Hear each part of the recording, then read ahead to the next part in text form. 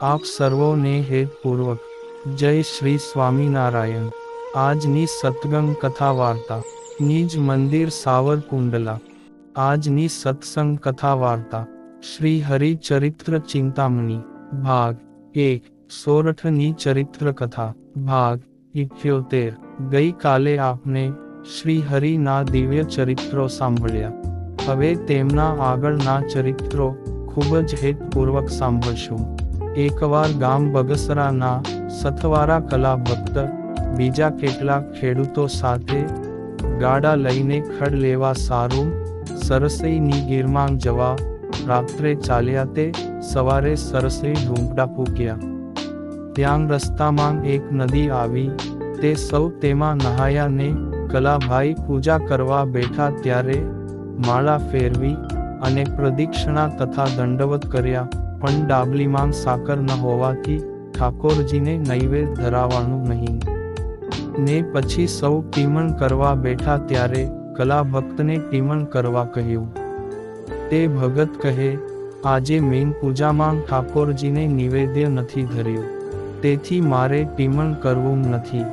ત્યારે તેઓ કહે કે આપને તો અહીંથી 3 દિવસે ઘરે પહોંચશું, તે ત્યાં સુધી તમે ભૂખ્યા રહેશો, માટે ટીમણ કરી લો।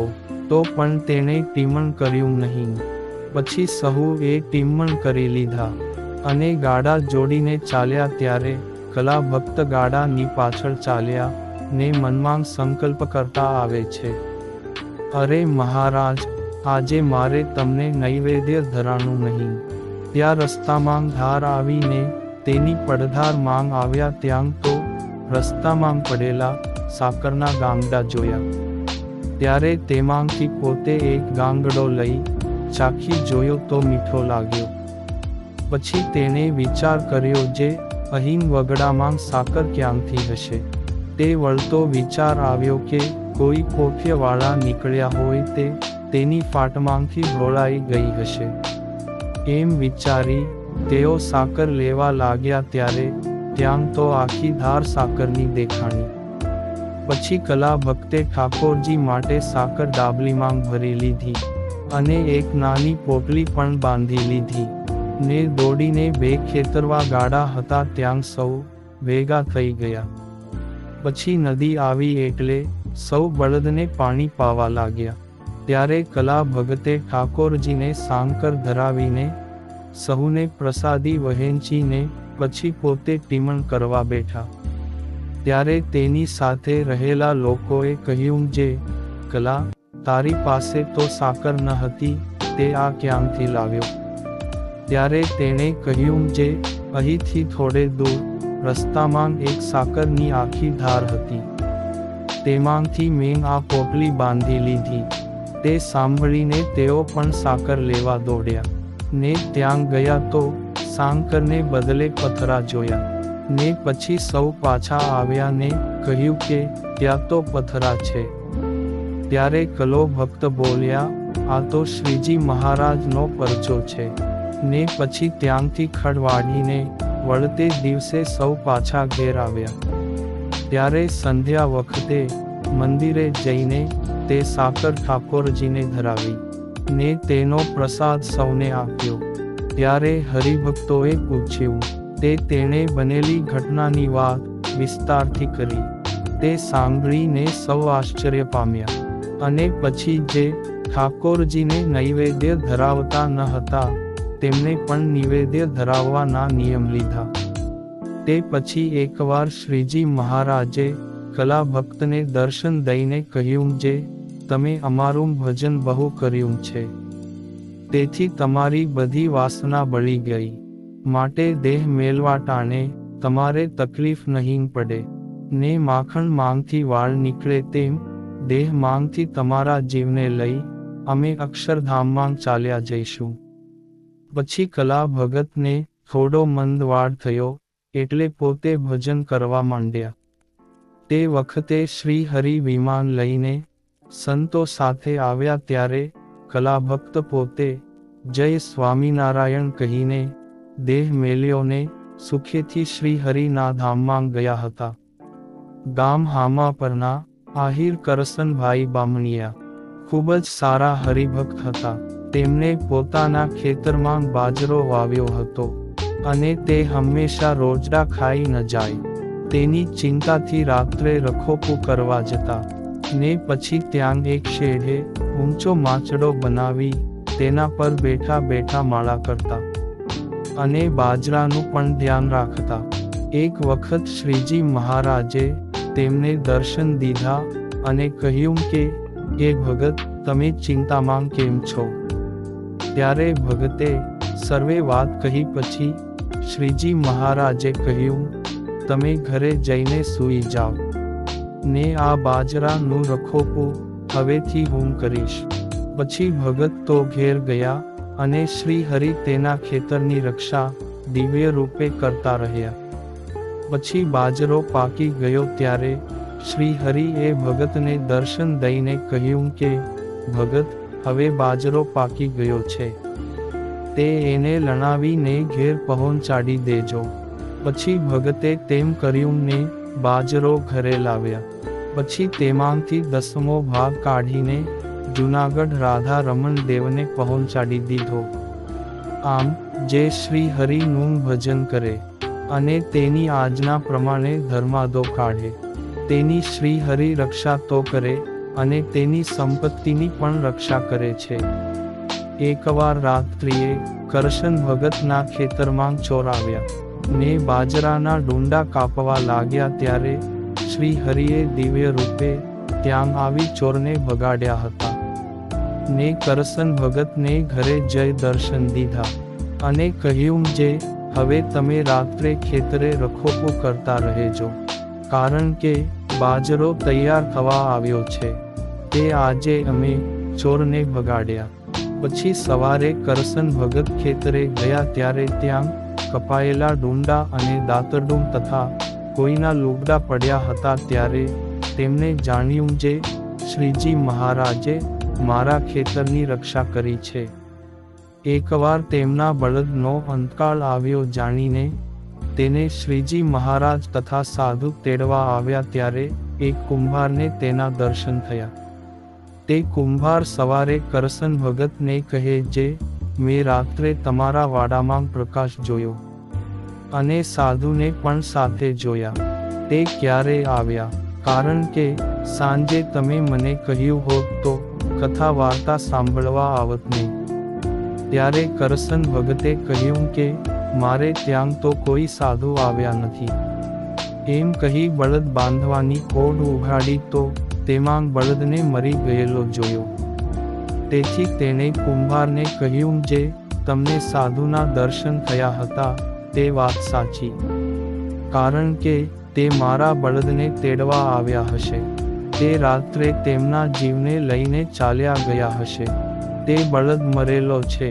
ગામ ચાડિયામાં ભંડેરી રામભાઈ ખૂબ સારા હરિભક્ત હતા. તેમને શ્રીજી મહારાજની ઉપાસના સર્વોપરી કરી હતી અને મહારાજની આજ્ઞા પણ ખરેખર પાળતા હતા. તેમને એક બળદ વેચાતો લીધો ને તેને ગામના માણસોએ જોયો અને કહેવા લાગ્યા કે તારો બળદ તો 7 દાંતે છે અને તે અપશુકન કહેવાય, માટે તે બળદ વેચી દે. ત્યારે રામભાઈએ ના પાડી એટલે દ્વેષી લોકોએ ત્યાંના દરબારને વાત કરી. તે દરબારે રામભાઈને બોલાવ્યા અને કહ્યું કે રામભાઈ, આ ગામ લોકો કહે છે તે વાત સાચી છે. ત્યારે રામ ભગત બોલ્યા, હા દરબાર. ત્યારે દરબાર કહે, તો પછી તે બળદ વેચી નાખ, કારણ કે 7 દાંત વાળો બળદ તે અપશુકનિયાળ ગણાય અને ક્યારેક આપના ગામ ઉપર અંધારી આપત્તિ પણ આવે. માટે ભલો થઈને તું આ બળદને વેચી નાખજે. ત્યારે રામભાઈએ બળદને 8મો દાંત આવે તે માટે માનતા કરી. પછી હુમતાશની ના સમયે ઘરના બધા માણસોને લઈ ગઢડા ગયા ને ઘેલા નદીમાં નાહીને બળદને પાણી પાયું. ત્યારે તેના મોઢા પર નજર ગઈ. તેણે જોયું તો 8મો દાંત આવી ગયો હતો. ત્યારે રામભાઈ તે વખતે ગામમાં જઈને 2 શ્રીફળ અને સાંકરના પડા લીધા. પછી દાદા ખાચરના દરબારમાં આવી શ્રીજી મહારાજ સભા કરીને બેઠા હતા. ત્યાં દંડવત પ્રણામ કરી પગે લાગ્યા ને શ્રીફળ તથા સાકર તેમના ચરણોમાં મેલ્યા. તે જોઈ શ્રી હરિ કહે, કેમ છે રામ ભગત, તમારા બળદને 8મો દાંત આવી ગયો. ત્યારે તેમને કહ્યું, હા મહારાજ. પછી રામ ભગતે શ્રી હરિનું અંતર્યામીપણું જાણી એક ત્રીજું નાળિયેર લાવીને તેમના ચરણોમાં મૂક્યું ને ત્યાં 5 દિવસ રોકાણા. પછી સમય થઈ રહ્યો ત્યારે પોતાના ગામ ગયા ને સૌ ગામના લોકોએ બળદના મોઢામાં 8મો દાંત આવેલો જોઈ ખૂબ જ આશ્ચર્ય પામ્યા. પછી તે ભગત માંદા થયા ત્યારે શ્રીહરિ વિમાન લઈને તેમને તેડવા આવ્યા. ત્યારે તેમણે તેના છોકરાને કહ્યું, જે આ શ્રીજી મહારાજ સંતો સાથે મને ધામમાં તેડવા આવ્યા છે, તે હું જાઉં છું. એમ જય સ્વામિનારાયણ કહી પોતે ધામમાં ગયા હતા. એકવાર ગામ પીઠવા ઝાડના ખીમા ડોબરિયા ગામ ગાપાથળના મૂળજીભાઈ પોકિયા બંને ગઢડા શ્રીજી મહારાજના દર્શન કરવા ગયા. ત્યારે ખીમો ભક્ત ધોળી શેરડીના સાઠા શ્રીજી મહારાજ માટે લઈ ગયેલા, પણ તે ઉતારે મૂકીને પછી શ્રીજી મહારાજ પાસે ગયા, કારણ કે તેણે મનમાં સંકલ્પ કરેલો, જે શ્રી હરિ અંતર્યામી પુરુષોત્તમ નારાયણ હશે તો હું તેમના દર્શન કરવા જાઉં ત્યારે મારી પાસે શેરડીના સાંઠા માંગી લેશે. ને પછી તેઓ દરબાર ગઢમાં દર્શને ગયા ને શ્રી હરિને દંડવત પ્રણામ કરીને પગે લાગ્યા. ત્યારે શ્રી હરિએ તેમને કહ્યું, જે ખીમા ભગત, તમે અમારા માટે શેરડીના સાંઠા તો લાવ્યા, તે અમને નહીં આપો. ત્યારે ખીમાંગ ભગતે 2 હાથ જોડી શ્રીજી મહારાજને કહ્યું કે, હે પ્રભુ, આપ તો અંતર્યામી છો. તે મારી વાત જાણી ગયા ને મારો સંકલ્પ પણ સિદ્ધ થયો, માટે હમણાં જ લઈ આવું છું. તેમ કહી પોતે ઉતારેથી શેરડીના સાંઠા લઈને શ્રી હરિના ચરણમાં ભેટ ધર્યા. ત્યારે રતનજી બાપુએ તેના માંદલિયા કરી શ્રી હરિને જમવા આપ્યા. તે શ્રી હરિ જમતા જમતા તેમાંથી માદળિયા લઈ ખીમો અને મૂળો એમ બંને ભક્તને પણ આપ્યા ને શ્રી હરિનો પ્રસાદ જમીને તેઓ પણ ખૂબ જ રાજી થયા. પછી 5 દિવસ ત્યાં રોકાયા ને શ્રી હરિની કથા વાર્તા તથા સંતોના કીર્તનો સાંભળ્યા અને શ્રીજી મહારાજનો દ્રઢતાપૂર્વક પાકો નિશ્ચય કરીને પાછા પોતાને ઘેર ગયા. ને પછી તો અવારનવાર શ્રી હરિના દર્શને ગઢડા આવતા રહેતા. એક વખત સંવત 81ની સાલમાં દુષ્કાળ પડ્યો ત્યારે શ્રી હરિ સર્વે સંતોના નાના નાના મંડળ બાંધીને જુદા જુદા સ્થળે રહેવા માટે મોકલતા હતા. તે વખતે ખીમા ડોબરિયાને સંકલ્પ થયો કે મારી કોઠીમાં એક કળશી દાણા છે, તે સાધુઓને અહીં રાખીને તેમને જમાડીએ તો બેવડો લાભ થાય, જમાડવાનું ફળ મળે અને કથા વાર્તાનો પણ જોગ થાય. એમ વિચારી પોતે ગઢડા ગયા અને શ્રી હરિને પ્રાર્થના કરી કે, હે મહારાજ, અમારે ગામ 20 સાધુને મોકલો. ત્યારે શ્રી હરિ કહે, અમે જુદા જુદા સ્થળોએ સાધુઓને મોકલી દીધા છે ને હવે 10 સાધુ રહ્યા, તે તમે લઈ જાઓ. એમ વાત કરે છે ત્યાં ગામ સંભિયાળાથી વીરો શેરડીઓ તથા 12 પટોળીથી કાળું વાવડિયા ત્યાં આવ્યા અને બોલ્યા, જે હે મહારાજ, અમારે ત્યાં પણ સાધુઓને મોકલો. ત્યારે શ્રીજી મહારાજ કહે કે, તમારે ત્યાં અમે કૃપાનંદ સ્વામીના મંડળને મોકલશું. તે ત્રણેય ગામમાં આવશે ને 4 મહિના રોકાશે. એમ તેમને વચન આપ્યું. પછી વળતે દિવસે કૃપાનંદ સ્વામી તથા ગુણાતીતાનંદ સ્વામી આદિક સાધુઓનું મંડળ તે ત્રણેય ગામમાં મોકલ્યું. તે વારા ફરતી 12 ટોળી પીઠવાજાળ અને સંભિયાળા રહીને સત્સંગ કરાવ્યો, તેમજ કથા વાર્તા કરીને હરિભક્તોને રાજી કર્યા. અને હરિભક્તોએ પણ તેમને સારા સારા ભોજન જમાડીને પોતાની પણ ઈચ્છા પૂરી કરી. પછી સહુ સંતો પાછા ગઢડા શ્રી હરિ પાસે આવ્યા. ગામ પીઠવા જાળમાં લુહાર ભક્ત દેવશી રહેતા હતા. તે ખીમા ડોબરિયાને ઘેર કૃપાનંદ સ્વામી આવેલા ત્યારે તેની વાતો સાંભળીને હરિભક્ત થયા હતા. તે એકવાર ખીમા ડોબરિયા સાથે શ્રીજી મહારાજના દર્શન કરવા ગઢડા ગયા ને ત્યાં જઈ શ્રી હરિને દંડવત પ્રણામ કરી પગે લાગી સભા માંગ બેઠા ત્યારે દેવશી ભગત તો શ્રી હરિની સામું જ જોતા રહ્યા. તેથી તે મૂર્તિ તેમના અંતરમાં ચોંટી ગઈ અને તેમના પ્રત્યે ખૂબ જ હેત પણ થયું. પછી 5 દિવસ રોકાઈને છઠ્ઠા દિવસે ઘેર જવા ટાણે શ્રી હરિને પગે લાગીને ચાલ્યા ત્યારે દેવશી ભગત તો મટકું માર્યા વગર મહારાજ સામું જોઈને ત્યાં ને ત્યાં જ ઊભા રહ્યા. પછી એક પાર્ષદે તેમને કહ્યું કે તમારી સંગાથે આવેલા હરિભક્તો તો ગયા, તો પણ તમે શ્રીહરિ સામે જોઈને ઊભા છો. ત્યારે રતનજી બાપુએ શ્રીજી મહારાજને પૂછ્યું કે હે પ્રભુ, એ ભક્તના એવા તે શું પુણ્ય હશે? ત્યારે શ્રી હરિએ કહ્યું કે પૂર્વ જન્મમાં આ ભગત ઋષિ હતા અને ગંગાને કાંઠે ડુંગરમાં એક બોયરું હતું. તેમાં રહેતા ને બ્રહ્મચર્ય વ્રત પાળી ખૂબ તપ કરતા, વળી અખંડ અમારું ભજન કરતા હતા. તેથી આ વખતે તેઓને અમારામાં આટલી પ્રીતિ છે. તે સાંભળીને સૌ આશ્ચર્ય પામ્યા. પછી દેવશી ભગતે શ્રીજી મહારાજને કહ્યું, જે મારા ઘરમાં 30 માણસો છે ને તેમાં હું એકલો જ સત્સંગી છું. ત્યારે મહારાજ કહે, તમે ચાલો ને અમે તમારી સાથે આવીએ છીએ. પછી દેવશી ભગત ચાલ્યા ને ગેલે ગયા. ત્યાં તેના સંગાથી બીજા હરિભક્ત નહાતા હતા. તેમણે દેવશી ભક્તને કહ્યું કે તમે પણ નાહી લ્યો, પછી આપને સાથે ચાલીએ. ત્યારે દેવશી ભક્ત કહે કે શ્રી હરિ મારી પાછળ પાછળ આવે છે, તે હું નાહવા માટે નહીં રોકાવ. ત્યારે હરિજનો બોલ્યા, તમારી પાછળ તો કોઈ દેખાતું નથી, તે તમને તમારી કોડ સાંભળી તે બહાનું કાઢો છો. ને પછી તે ચાલ્યા તે ઘેર પહોંચ્યા. પણ દેવશી ભક્તને તો શ્રી હરિની અખંડ મૂર્તિ દેખાવા લાગી.